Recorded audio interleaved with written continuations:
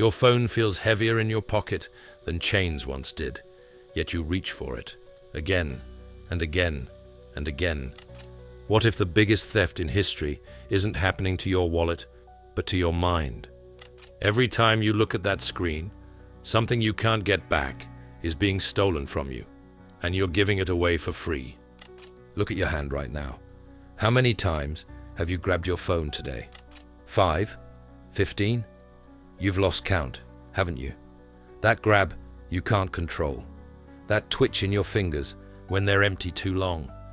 That fake buzz you feel, even when nothing's there. You're living in a cage you can't see. A digital prison built not with bars, but with alerts. Not with locks, but with likes. You're trapped, and you paid for the trap yourself. Look around you at a restaurant. You'll see tables full of people. They're sitting together, but their minds are somewhere else. Their faces glow blue as they scroll through lives they're not living. When's the last time you went without checking your phone? Can you remember the last time you just sat with your own thoughts, without numbing yourself through a screen? When was the last time your mind wasn't broken into 1,000 tiny pieces, scattered across apps made by companies that make money when you can't look away?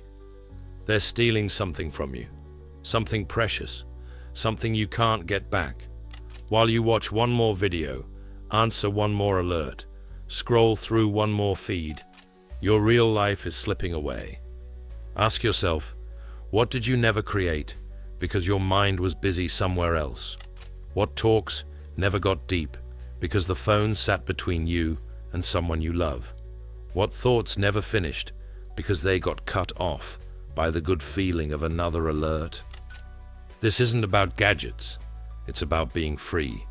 It's about power. It's about taking back the most valuable thing you have, your attention. Your mind has been taken over, and you didn't even notice it happening. The most dangerous prison is the one where the prisoners don't know they're locked up.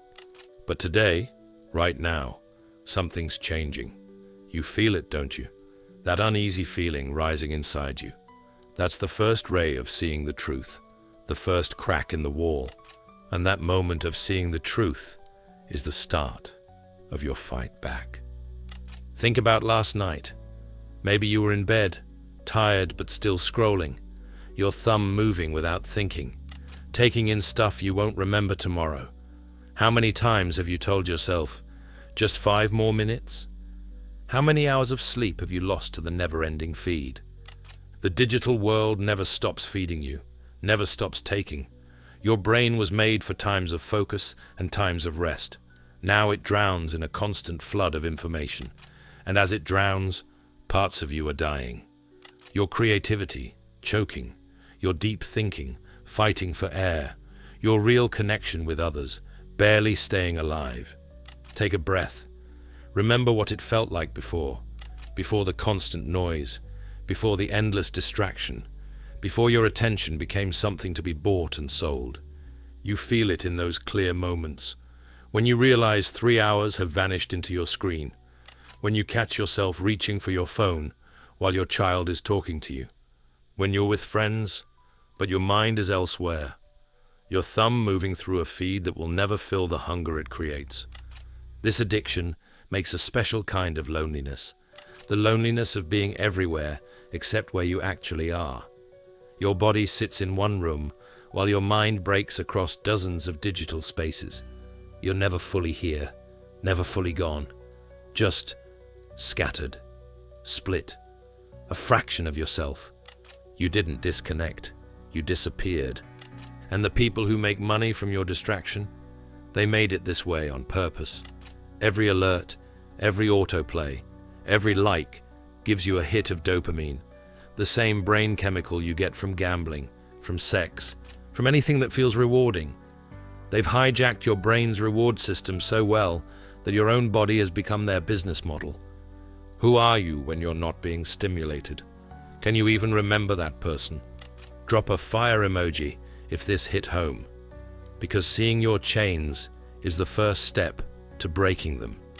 A writer named Neil Postman once made a scary prediction in his book, amusing ourselves to death. He wasn't worried about a world where books get banned. He was worried about a world where no one wants to read books anymore. Postman wrote this before smartphones existed, before social media took over our attention, before our pockets held devices made to split our focus. He saw the seeds being planted by TV, but those seeds have now grown into a forest so thick we can hardly see the sky. We didn't need a dictator to enslave us. We enslaved ourselves willingly, one scroll at a time.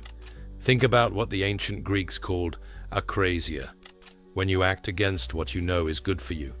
We know the endless scroll hurts us. We feel empty afterward, yet we keep going back, day after day, like pushing a heavy rock up a hill over and over. But our rock is made of pixels and notifications. You hate it. You know it's hurting you. Yet, you keep going back. Remember the old story of Narcissus? He wasn't punished for loving himself too much. He was punished for becoming obsessed with his reflection. He mistook an image for reality. He wasted away staring at water that couldn't feed him. Just like we waste away staring at screens that seem to connect us, but actually leave us hungry for real connection. Pause again. Feel the weight of your phone in your pocket or your hand. Feel that pull to check it, even now, as you're learning about its grip on you. That pull is the proof. That urge shows you your prison. This isn't just deep talk. The science is clear. The front part of your brain, the part that makes decisions, plans ahead, and makes you you, actually changes when you're constantly distracted by digital stuff. Your ability to pay attention gets worse. Your ability to think about complex things shrinks. Study after study confirms what you already feel. Something important is being worn away.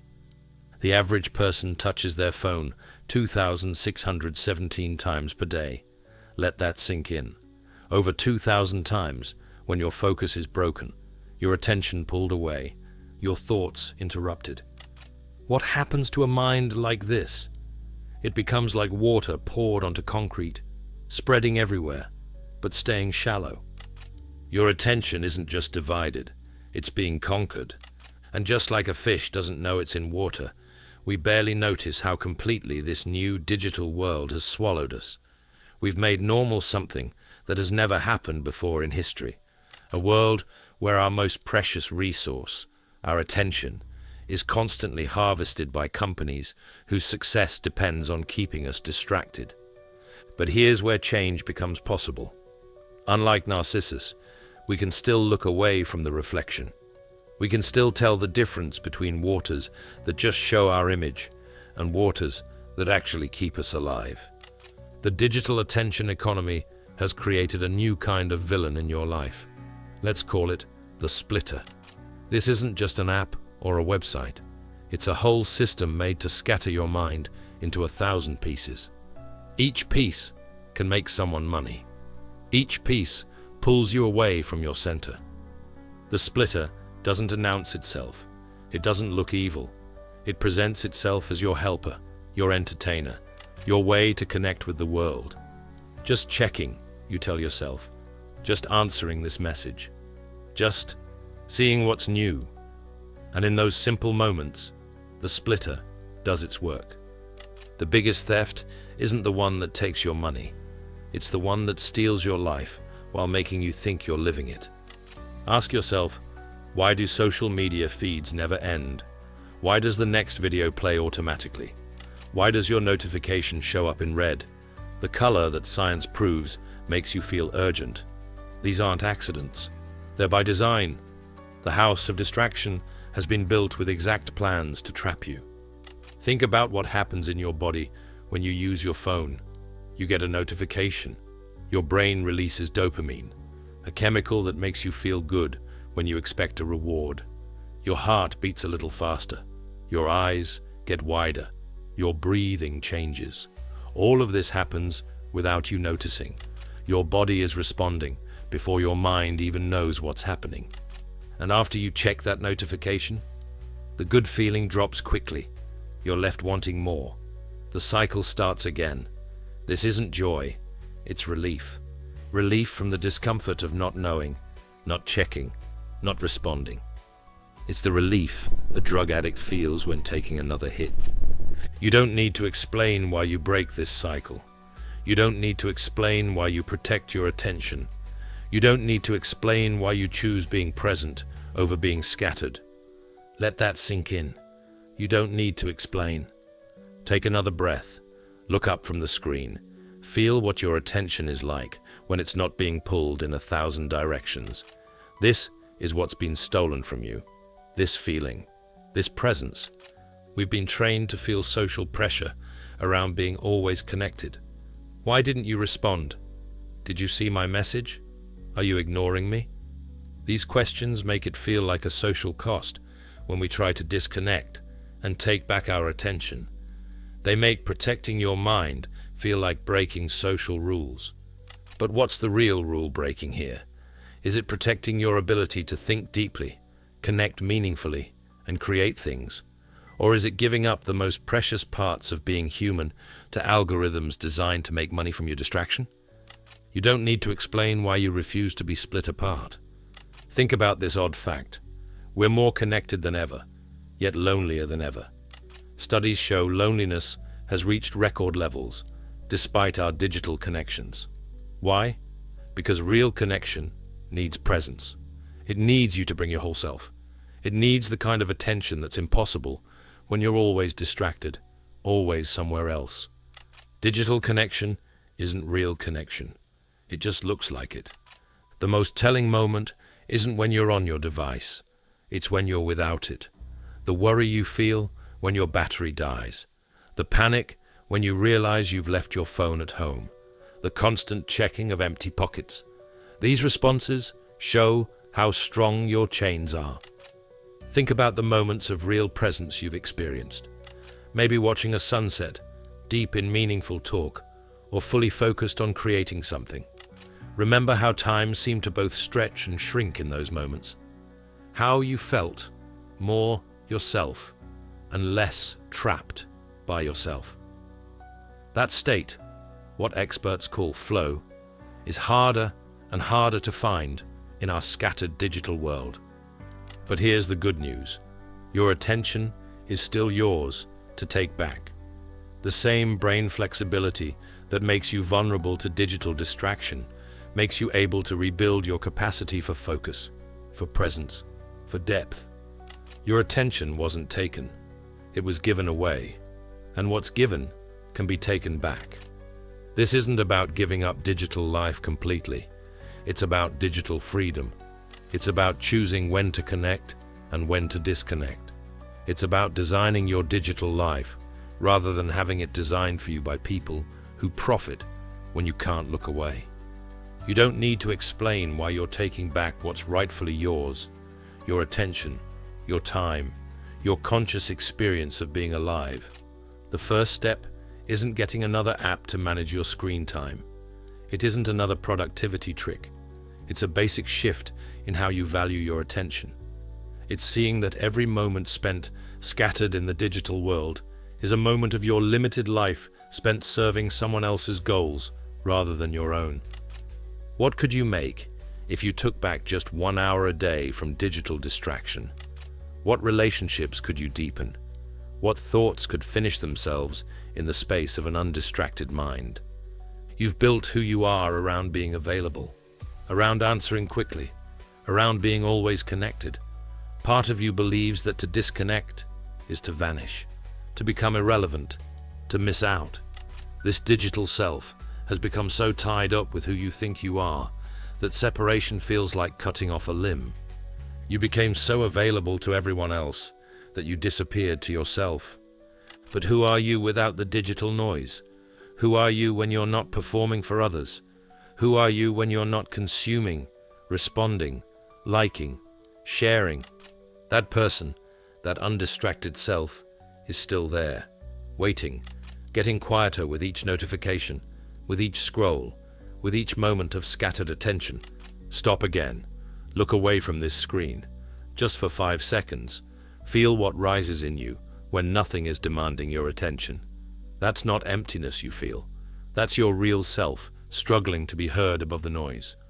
What parts of yourself have you sacrificed to digital connection? What voices inside you have been silenced by the constant noise? What dreams have been interrupted again and again until they simply stop talking to you? There's a deep loneliness in being always connected. The loneliness of never truly being with yourself, never truly being with others, always hovering in the space between presence and absence, between here and elsewhere. Connection without presence isn't connection, it's pretending. Who gains from your digital distraction? Who profits when your creativity is broken up? When your ability to think deeply is reduced? When your ability to sit with uncomfortable feelings is replaced with the easy numbing of the endless scroll? You don't need to explain choosing depth over distraction. You don't need to explain choosing presence over pretending. You don't need to explain taking back your sovereign attention. Think about this. Attention is the currency of your life. Every moment you give to mindless scrolling is a moment you'll never get back. A moment that could have been spent creating, connecting, thinking deeply. Every notification you answer right away is an interruption of your life's most important work, becoming fully yourself. Your attention isn't just what you focus on, it's what your life becomes. What would happen if you treated your attention as sacred? If you approached your ability to focus with the same respect others have for money or status? What would change if you understood that your ability to direct and sustain attention is your most valuable asset in an age designed to fragment it? There's a violence in the way the digital economy harvests your attention, a violation that happens so slowly, so constantly, that you've made it normal. Like the frog in slowly heating water, you've adjusted to conditions that are destroying essential parts of what makes you human. Breathe again. Notice the space between your thoughts when they're allowed to finish themselves. This is the space that's been filled with noise, with notifications, with scrolling, with digital fragmentation. Who gets anxious when you don't immediately respond? Who gets uncomfortable when you set boundaries around your digital availability? Who benefits from your belief that constant connectivity is required in modern life? The most radical act in today's world isn't speaking out, it's paying attention, on purpose, consciously, on your terms. Rebellion isn't yelling, it's focusing. What version of yourself is waiting on the other side of digital distraction? What clarity might emerge if you allowed your thoughts to complete themselves, undisturbed by the next notification?